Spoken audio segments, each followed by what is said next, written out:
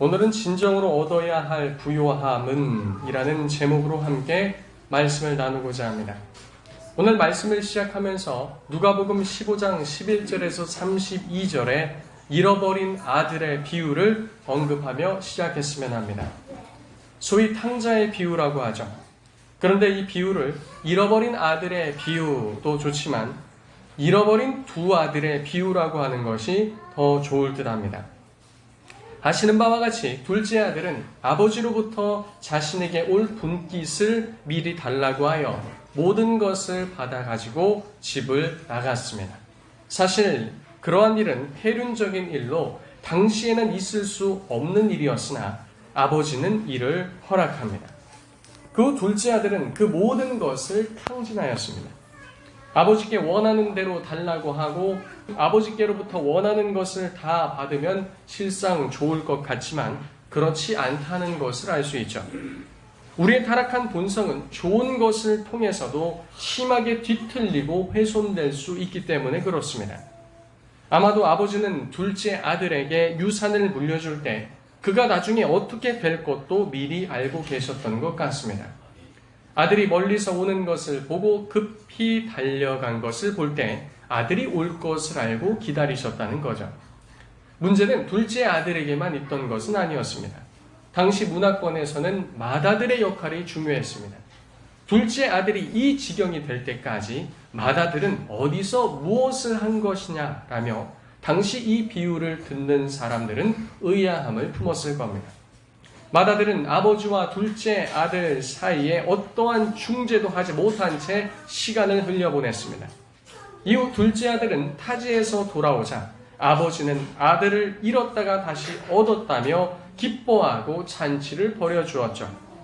그때 맏아들이 보인 태도는 불평과 불만이었습니다. 사실상 집만 나가지 않았지 둘째 아들의 처음 태도와 크게 다르지 않았다는 겁니다.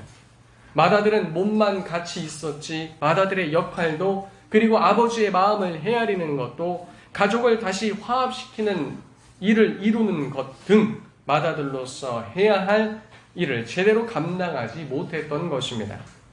아버지가 둘째에게 유산을 나눠주었기에 이제 아버지의 남은 모든 것은 맏아들의 것이 된다고도 볼 수 있죠.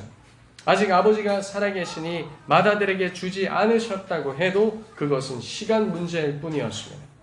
그런데 맏아들은 마치 자신이 아무것도 아버지께로부터 받지 못한 자인 것처럼 투덜거립니다. 맏아들의 생각처럼 모든 것이 아버지의 것이라면 아버지는 자신의 것으로 또 자신의 뜻대로 잔치를 베풀고 송아지를 잡아준다 한들 맏아들이 끼어들 문제는 아니었던 겁니다. 아버지는 그와 같이 불평불만하는 맏아들에게 이렇게 말씀하십니다. 아버지가 이르되 너는 항상 나와 함께 있으니 내 것이 다 내 것이로되. 아마 우리도 아버지의 저 말뜻을 피상적으로만 알며 고개를 끄덕였지 무슨 뜻인지 깊이 와닿지 않을 수도 있습니다. 그러나 오늘 이 시간을 통해 더 깊은 이해를 주시길 예수님의 이름으로 축복합니다. 맏아들은 집을 떠나지 않은 탕자요 아버지와 늘 같이 있었지만 잃은 아들과 같았습니다. 우리는 여기서 아버지도 생각해 볼 수 있습니다. 아버지는 둘째 아들이 그러할 것을 알면서도 그에게 분깃을 나누어 주셨습니다. 그렇다면 첫째 아들에 대해서 아버지는 아무것도 몰랐을까요? 그렇지 않았을 겁니다. 아버지는 첫째도 둘째도 너무나도 잘 알고 계셨을 겁니다. 그럼에도 첫째 아들과 함께 지내셨고 집 나갔고 모든 것을 탕진한 아들도 다시 받아주셨다는 겁니다. 이런 모습이든 저런 모습이든 집안의 탕자든 집 밖의 탕자든 아버지는 모두를 품어주셨다는 겁니다. 이것은 그들이 잘해서가 아니라 전적으로 아버지의 선택이요 큰 긍휼과 사랑 때문이었음을 알 수 있는 겁니다. 아들들이 여기서 발견해야 할 것은 아버지는 어떤 분이신가 라는 아버지에 대한 발견이어야 했습니다. 오늘 말씀에서도 우리는 아버지를 발견해야 합니다. 그 내용은 우리가 말씀을 통해서 차차 살펴가 보도록 하겠습니다. 먼저 11절부터 보시면 하나님께서는 이스라엘에게 주의를 당부하십니다. 한글 번역 성경과 달리 원어 성경은 11절의 처음 시작을 스스로 경계하여 지키라 라는 말로 시작합니다. 한글 번역 이 11절 끝에 보면 삼가다 라는 단어가 등장하죠. 이게 사실은 제일 앞에 써 있다는 겁니다. 이것은 경계하다, 지키다 라는 뜻입니다. 또 이 히브리어 단어를 니팔 명령형으로 사용하여 너는 스스로 경계하라, 너는 스스로 지키라 라는 말로 강조하고 있다는 겁니다. 더 나아가서 이 앞에는 무엇이 있는가? 방향을 가리키는 전치사 레라는 단어도 함께 사용되어 있는데요. 그 방향은 이스라엘 백성 자신을 가리키고 있습니다. 자, 그러니 이 레라는 단어까지 합쳐서 생각해보면 너는 너 자신을 위하여 스스로 경계하라는 뜻이 됩니다. 하나님께서 재차 반복해서 말씀하시는 것은 지금부터 말씀하실 일들을 경계하지 않으면 그 땅에서 망할 수 있기 때문에 그런 겁니다. 11절 전체를 직역하면 이렇습니다. 너는 너 자신을 위하여 스스로 경계하여 내 하나님 여호와를 잊지 않도록 하며 내가 오늘 내게 명령하는 그의 명령과 그의 법도와 또 그의 규례를 지키지 않도록 하라. 다른 말로 하면 지켜 행하라는 것이죠. 먼저 이스라엘 백성들이 스스로 경계하며 잊지 말아야 할 것이 있었습니다. 이스라엘은 무엇을 잊지 말았어야 될까요? 먼저 무엇을 잊지 말았어야 될까요? 하나님의 명령과 법도와 규례 이전에 하나님 자신이었습니다. 무엇을 잊지 말라고요? 하나님 자신을 잊지 말라는 거예요. 그들의 명령과 법도와 규례를 지켜 행해야 하는 이유는 다름이 아닌 하나님과의 관계 때문이었습니다. 하나님 때문에 이것을 지키는 거지. 하나님과의 관계를 유지하기 위해 지키는 거지 규례와 명령을 지키는 것이 목적이 아니라는 겁니다. 목적은 누구를 향해 있습니까? 하나님 자신을 향해 있다는 겁니다.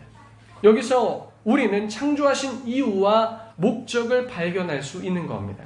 그것은 하나님과의 관계입니다. 무엇이라고요? 하나님과의 관계. 다시 한번 무엇이라고요? 하나님과의 관계. 명령과 법도와 규례를 지키는 것 자체가 목적이 아닌 하나님이 목적 되신다는 겁니다. 이 지점에서 우리의 피상적인 신앙생활에 종지부를 찍어야 하는 것입니다. 그냥 와서 예배만 드리는 것으로 우리의 삶의 목적과 하나님 앞에서 의무를 다했다고 말할 수 없는 것이죠. 하나님과의 관계가 모든 것의 목적 되기 때문입니다. 수요 기도에 참석하는 것, 금요 기도에 참석하는 것, 기도 생활하는 것, 말씀을 듣고 읽는 것, 찬양을 부르는 것, 그리스도인으로서 살기 위해 애쓰는 것, 우리가 복음을 전하는 것, 또 가정을 복음으로 세워가는 것, 자녀들을 믿음으로 가르치는 것, 우리가 서로 사랑하는 것, 용납하는 것, 교회에서 봉사하는 것 등 이 모든 것은 하나님과의 관계 때문이라는 겁니다. 하나님과의 어떠한 관계 없이 지금까지 쭉 나열했던 것이 그냥 관성적이고 습관적인 그와 같은 생활이 되어선 곤란하다는 겁니다.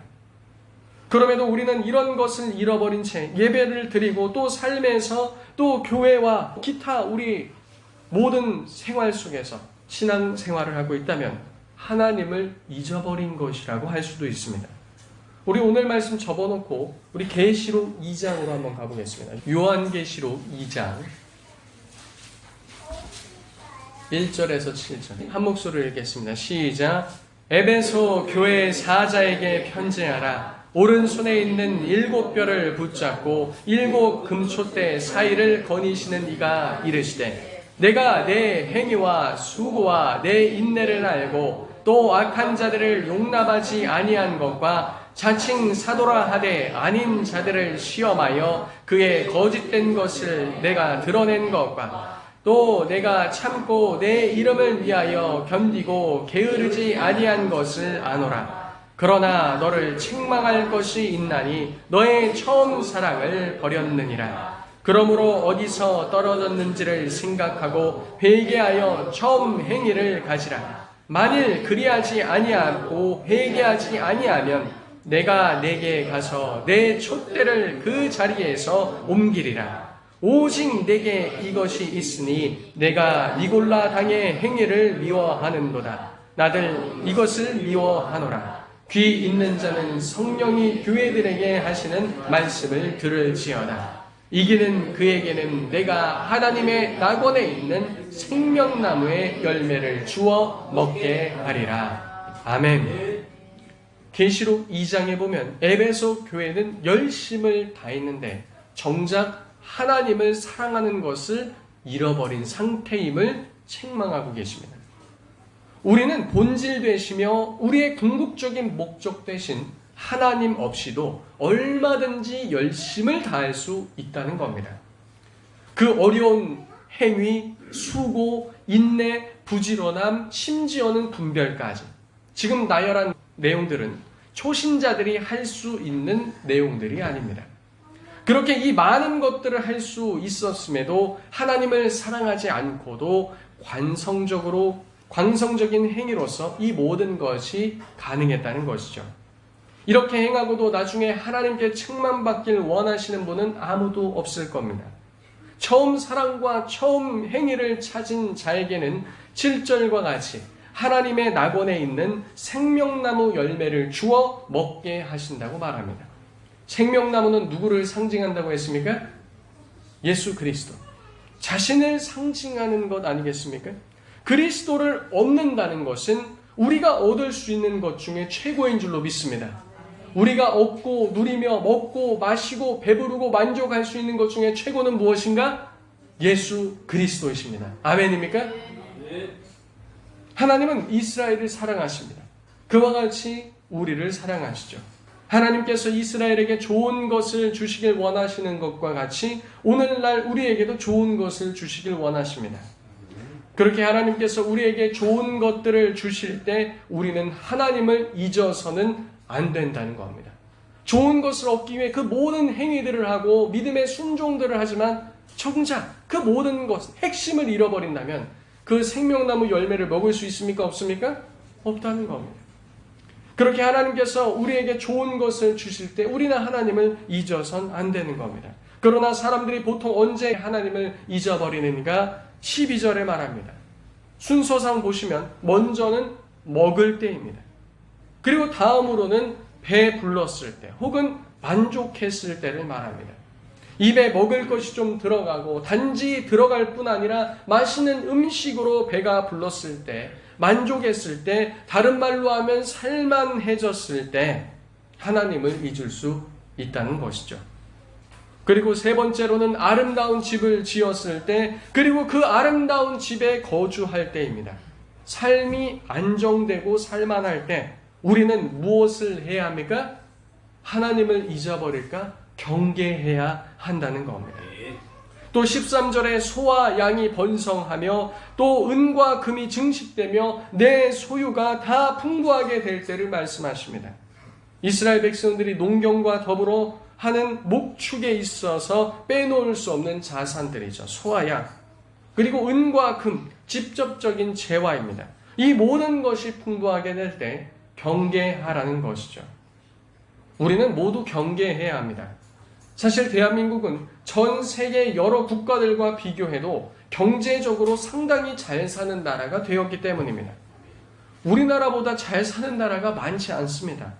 그리고 단지 GDP로만 비교해도 우리나라가 경제대국 10위거든요. 근데 국민 총생산만 높다고 다 경제적으로 잘 사는 것이 아닙니다. 그 나라의 국민 체감 물가도 함께 비교해 볼 필요가 있죠. 국민 총생산은 이렇게 높은데 그에 따라 물가도 엄청나게 높다면 우리나라하고 비교했을 때 비슷하거나 아니면 우리가 더 사는 것이 나을 수 있다는 겁니다. 우리가 그런 때이며 대한민국이 잘 먹고 잘 살며 배부른 상황이기에 우리는 더 경계할 이유를 갖게 됩니다. 사실 이 12절에서 13절의 모습은 에덴과 같은 모습을 비추고 있다고 봅니다. 하나님께서 아담과 하와에게 다스리라고 주신 동물들을 비롯하여 모든 과실수들이 있었으며 또 에덴에는 많은 보석들의 부족함이 없이 풍요한 것이었습니다. 창세기 13장에 아브라함과 조카 롯, 그들의 종들이 다투게 되죠. 이유는 그들의 양과 소와 일행들이 많아 동거하기에 그 땅이 부족할 정도였기 때문입니다. 그래서 롯이 선택한 곳은 어디입니까? 자신과 자신의 가족 그리고 종들과 가축들이 먹어도 부족함이 없을 땅을 택하게 되는데 창세기 13장 10절에 이에 롯이 눈을 들어 요단 지역을 바라본즉 소알까지 온 땅이 물이 넉넉하니 여호와께서 소돔과 고모라를 멸하시기 전이었으므로 여호와의 동산 같고 애굽 땅과 같았더라. 여호와의 동산이 어디입니까? 에덴 동산을 말하는 거죠. 그 땅이 에덴 동산 같고 애굽 땅처럼 풍요로웠다는 겁니다. 그런데 그곳이 어디였습니까? 소돔과 고모라였습니다. 그곳이 멸망하기 전까지 풍부한 에덴과 같았으나 역설적으로 그 땅은 심판 가운데 들여다보니 가증한 죄악들이 넘치던 땅이었다는 겁니다. 입에 먹을 것으로 인해 만족할 때, 배불렀을 때 이처럼 우리는 하나님을 쉽게 잊어버릴 수 있다는 사실이죠. 이것이 오늘날 모든 이들에게도 그대로 적용된다고 볼 수 있습니다. 특히 오늘날 젊은 세대면 젊은 세대일수록 더 그렇습니다. 요즘 살기 어려운 세상이라고 하지만 과거와 비교했을 때는 상상조차 할 수 없을 정도로 우리는 풍요로워졌음을 인정할 수밖에 없지 않습니까? 제 기억에도 어렸을 때 외식, 치킨, 피자 먹는 거는 한 달에 한 번이었습니다. 제가 이거 어디서 얘기했더니 그나마도 괜찮은 거였다고 얘기하더라고요. 외식도 자주 할 수 있던 것이 아니었습니다. 그런데 오늘날은 어떻습니까? 툭 하면 뭐 하죠? 그냥 외식해요. 그것도 맛집 아니면 안 먹지 않습니까? 먹을 것이 있어도 맛이 없으면 안 먹는 시대가 된 겁니다. 이렇게 잘 사는 환경 가운데 역설적으로 다음 세대 복음화율은 역대 최저라고 할 수 있습니다. 어렵다고 해도 정말 어려운 것이 아니라 요즘 어렵다 하는데요. 정말 어려운 것이 아니라 자신이 감당할 수 있는 것을 초과해서 과도하게 누려서일 수도 있습니다. 집 대출, 차 대출, 학자금 대출, 외식 비용, 쇼핑 비용, 여가 비용, 자녀 교육 비용, 기타 유지 비용 등 말씀드리고자 하는 것은 결국 그것도 풍족함 가운데 있기 때문에 가능하다는 겁니다. 사실 이 모든 풍족함 누가 주신 겁니까? 누가 주신 거예요? 하나님께서 주신 겁니다.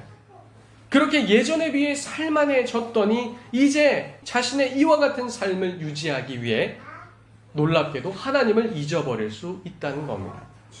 14절에 우리가 하나님을 잊어버리는 이유가 아주 명확하게 나옵니다. 사실 여러 형태로 옷을 갈아입지만 결국은 우리가 교만해졌기 때문입니다. 먹고 살만한 상황. 그런데 역설적이게도 이런 상황 속에 우리는 무엇을 느끼죠? 빈곤을 느낍니다. 그런 상황에 우리는 더욱 하나님을 찾아야 함에도 불구하고 또 역설적이게 누구를 찾지 않습니까? 하나님을 찾지 않아요. 어려울 때 하나님 찾아서 먹고 살게 해줬는데 좀 더 잘 먹고 풍족해지니까 빈곤함을 느끼고 그러면 누굴 찾아야 돼요? 하나님 찾아야 되는데 이제는 그 삶을 유지하기 위해 하나님을 안 찾는다는 겁니다. 이것이 이미 모든 역사 가운데 증명된 내용 아니겠습니까? 이것은 전적으로 우리의 교만 때문이라고 성경은 지적하고 있습니다. 기업들이 망하는 이유나 오픈하여 잘 나가던 가게가 망하는 이유, 연예인이나 요즘 소위 잘 나가는 유튜버들이 순간 폭망하는 이유, 대체적으로 같은 공통점입니다. 무엇일까요? 초심을 잃었기 때문입니다. 다른 말로 교만해졌기 때문이죠. 목이 곧아졌기 때문입니다. 마찬가지로 이스라엘은 애굽에서 이끌어내신 분을 잊어버린 겁니다. 그들이 어디서부터 구원을 받았는지를 잊어버린 거죠. 그들이 하나님을 안 섬겼냐? 아닙니다. 그럼에도 잊어버린 거죠. 마치 에베소 교회가 그랬던 것처럼 말입니다. 처음에 이스라엘 백성들은 애굽에서의 구원만 원했는데 이제 점점 요구가 거세지며 만족하지 못함이 나타났던 겁니다. 교만한 것이죠. 하나님께서도 우리의 삶 가운데 실제로 베푸신 많은 일들이 있었으나 우리는 하나님을 더욱 찾으며 가까이 했는지 복기해 볼 필요가 있다는 겁니다. 15절에 하나님께서는 그들을 광대하고 위험한 광야로 인도하셨습니다. 그 위험성이 어느 정도인지 나옵니다. 불뱀 전갈이 있으며 물도 없는 곳이었습니다. 광야에서 피할 곳도 없는데 불뱀과 전갈 그리고 물까지 없으면 어떻게 살라는 것입니까? 살 수 없는 척박한 곳으로 인도하셨죠. 그러나 광야에서 그들의 생명을 지켜주셨을 뿐만 아니라 그들의 피로를 채워주신 분은 하나님이신 줄로 믿습니다. 그러면서도 마시는 것과 먹는 것으로 우리를 시험하기도 하셨다는 거죠. 척박한 땅에서도 하나님께서 계시면은 하늘에서 무엇이 내립니까? 만나가 내리고 물도 마실 수 있는 겁니다. 그리고 성도님들, 뱀, 산에 가면 뱀이 눈에 잘 띕니까? 안 됩니까? 안 돼요. 보호색 때문에도 그렇죠. 그럼 광야에 있는 뱀은 나 여기 있습니다 하면서 달려올까요? 막 말처럼 다그닥다그닥 소리를 내면서 옵니까? 막 짐승처럼 울부짖으면서 와요? 아니에요. 모르게 온다는 거예요. 전갈은요. 전갈도 작아요. 눈에 잘 안 띕니다. 언제든지 위험에 노출되어 있는 그런 상황. 마실 물이 없는 그곳에서도 하나님이 계시니 우리의 생명을 어떻게 하신다? 보존하신다는 겁니다. 하나님께서는 우리로 하여금 복을 주시려 하심을 말씀하고 실제로 그와 같은 훈련을 통해서 이스라엘은 모든 것을 누렸습니다. 그러나 17절에는 자신이 누리는 모든 것이 하나님께로부터 온 것임 그 사실을 망각한 채 이젠 이런 말을 한다는 겁니다. 17절을 원어로 지적하면 이렇습니다. 너희가 너희 마음으로 내 능력과 내 손의 강함이 나에게 부유함을 만들었다고 말하지 않도록 하라. 여기서 능력이라는 것은 정신적이고 지적인 기술과 재능을 말합니다. 그러니까 이스라엘 백성들이 똑똑하게 그와 같이 일들을 했다는 거죠. 이어서 나오는 힘이란 단어는 육체적인 힘을 상징합니다. 이어서 나오는 내가 얻었다라는 단어의 뜻은 외부적인 요인은 제외하고 오롯이 자신으로부터 나왔음을 고백하는 단어입니다. 이스라엘이 스스로 했습니까? 아니면 하나님이 은혜 주셔서 한 겁니까? 은혜 주셔서 했음에도 불구하고 아니다. 오롯이 나로부터 나온 거다. 이런 고백을 할 것이라는 거죠. 하나님께서는 그런 상태에 처할 이스라엘에게 18절에 기억하라라는 단어를 먼저 사용하시면서 누구를 기억하라고 하십니까? 하나님을 기억하라고 하는 거죠. 11절에 너희는 스스로 삼가해서 하나님을 잊지 말라고 말씀하신 하나님이 18절에 다시금 이 말씀을 반복하시는 겁니다. 너희는 누구를 기억하라? 하나님을 기억하라. 누구를 기억하라? 하나님을 기억하라. 다시요. 누구를 기억하라? 하나님을 기억하라는 겁니다. 지금 너희가 얻은 모든 재물은 하나님께서 얻을 능력을 주사 얻게 하신 것이란 말입니다. 열심히 공부해서 좋은 곳에 취업해서 벌고 있는 재물도 네가 공부 열심히 해서 그렇게 된 것이 아니라는 말씀입니다. 근면 성실함으로 열심히 육체적인 일을 해서 얻은 재물도 너의 힘으로 된 것이 아니라고 말씀하신 것이죠. 하나님께서 이스라엘에게 베푸신 모든 것과 얻게 하신 모든 것은 하나님께서 아브라함과 이삭과 야곱에게 약속하신 그 말씀 때문이라고 말씀해주고 있는 겁니다. 이스라엘이 잘해서가 아니라 무엇 때문이다? 하나님의 약속 때문이라는 거예요. 이제는 그 모든 약속들이 예수 그리스도 안에서 우리의 것이 되었으며 본향에 가는 날까지 주께서 우리를 그와 같이 인도하시겠다는 약속들도 우리에게 있는 줄로 믿습니다. 그래서 우리가 이 땅에서 먹고 사는 것이 우리가 잘해서 우리의 노력이 아니에요. 무엇이 있기 때문입니까? 하나님의 약속이 있기 때문이라는 거예요. 그러나 우리가 하나님을 잊어버리고 다른 신들을 따라 섬기며 그들에게 절하면 반드시 망할 것이라고 하나님은 경고하고 계십니다. 자, 그렇다면 지금까지 하나님 아닌 자기 힘을 의지했던 자가 자기의 힘을 계속 의지하지 왜 이방신을 찾는다고 말씀하는 걸까요? 아니, 지금 아까 뭘 했습니까? 좀 전에 내 힘, 내 지식, 내 오롯이 나로부터 나온 걸로 내가 풍족하다, 부유하다 이렇게 말했잖아요. 그럼 어려울 때도 무엇하면 돼요? 내 힘, 내 지식, 오롯이 나로부터 나온 거 여기서 끌어내면 되잖아요. 근데 왜 이방신 찾는 걸까요? 그것은 본래 모든 원천이 자신의 열심을 다해서 된다는 거라고 생각하지만 실제로 이 세상의 여러 변수들과 상황들의 다변화 속에서 본성적으로 이것이 내 자신으로부터 나온 것이 아님을 알고 있다는 겁니다. 그냥 자기는 알고 있어요. 근데 스스로 속일 뿐이죠. 이것을 통해 실상 우리는 우리 손밖에 있음을 깨닫는 지점이 오게 됩니다.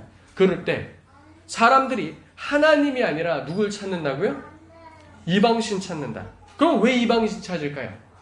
결국 그들은 신이라고 말하지만 그 신은 자기를 섬겨줄 신이기 때문에 그렇습니다. 누구를 섬기는 신? 나를 섬기는, 내가 원하는 거 들어주는 신, 내가 원하는 걸 이뤄주는 신, 원하는 걸 말할 수 있는 신. 그러나 하나님은 그런 분이 아니시라는 것을 우리도 본성적으로 알고 있다는 겁니다. 하나님께 그와 같은 것을 구해도 들어주지 않을 거라는 말입니다. 결국 자기의 힘을 의지하고 자신의 능력을 의지하는 것은 외부로부터 발현됐을 때 형태가 우상숭배로 나타난다는 걸 알 수 있죠. 그러니까 스스로 힘과 능력을 의지하는 것이 속에서는 그와 같이 교만함으로 나타나지만 이것이 밖으로 꺼내질 때 어떻게 나타난다고요? 우상숭배. 우상숭배. 그러므로 자신을 스스로 의지하는 것은 우상숭배와 같음을 알 수 있는 겁니다. 결국 그 모든 것은 스스로 모든 것을 잃게 만드는 것이죠. 하나님도 잃고 하나님께 받은 모든 것도 잃고 자신도 잃어버리는 겁니다. 사랑하는 성도님들, 그러므로 우리가 궁극적으로 얻어야 할 것뿐만 아니라 우리가 가진 큰 풍요가 무엇인지 우리는 다시 생각해 볼 필요가 있습니다. 바로 하나님 자신이라는 지점으로 다시금 돌아갈 수밖에 없다는 겁니다. 누구에게 돌아갈 수밖에 없다고요? 하나님 자신에게. 하나님께서 그래서 그렇게 돌아오라고 말씀하시는 거죠. 에베소 교회 성도들에게 무엇하라? 다시 회개하고 돌이키라는 겁니다. 이스라엘에게도 너희는 그때 누구를 기억하라? 하나님을 기억하라. 그렇게 이방신에게 기웃거리지 말고 누구를 기억하라? 하나님을 기억하고 회개하고 돌아오라는 겁니다. 그 안에서 우리는 진정한 회복과 만족을 얻을 수 있는 줄로 믿습니다. 잃어버린 둘째 아들은요, 밖에 나가서 모든 것을 다 잃어버린 뒤에야 자신의 원천이자 공급원인 누구를 알게 되었습니까? 하나님을 알게 되었어요. 꼭 그렇게 다 잃어버리고 나서야 하나님을 알아야 되는 겁니까? 그리고 서론에서 언급했던 것 같이 맏아들은 아버지와 항상 함께 있으면서도 아버지가 모든 공급원 되신다는 것을 진실로 알지 못했습니다. 어떤 면에 있어서는 열심을 다해 하나님을 섬긴다고 하면서 우리가 말하는 건 이런 겁니다. 염소 새끼 하나라도 주어 나와 내 벗으로 즐기게 하신 일이 없더이다. 우리 하나님께 이렇게 말 안 합니까? 하나님 보십시오. 세상 보십시오. 누가 보십시오. 하나님 저에게 염소 새끼 하나라도 줘서 누리게 하신 적 있습니까? 이런 말로 불평과 원망하는 것이 우리의 모습은 아닌지 모르겠습니다. 그러나 앞에서 아버지가 뭐라고 말씀하셨습니까? 예, 너는 항상 나와 함께 있으니 내 것이 다 누구 것이다? 내 것이로 돼. 가장 풍요하신 하나님과 함께 하면서도 가장 빈곤한 것처럼 살아가는 것이 오늘날 우리의 모습은 아닌지 한번 되돌아 봐야 한다는 겁니다. 우리는 이와 같은 일을 반복하지 않아도 됩니다. 말씀이 오늘 우리에게 그것을 말씀하시고 있기 때문입니다. 사랑하는 성도님들, 스스로 의지하려는 것, 자신의 힘으로 못다 이루는 것을 이루기 위해 애쓰는 것이 아니라 하나님을 목적으로 삼고 하나님과 동행하며 평생의 여정을 통해서 그 생명나무 대신 그 열매를 주시는 그분을 얻으시는 성도님들 되시길 예수님의 이름으로 축복합니다. 그리고 오늘 서론과 끝을 마무리할 때 그 모든 것의 원천 되신 그분을 떠나지도 마시고 그분과 함께 동행하면서도 누군지 몰라서 염소새끼 타령이나 하는 그런 모습이 우리의 모습이 되지 않길 예수님의 이름으로 축복합니다. 함께 들은 말씀 놓고 기도하겠습니다.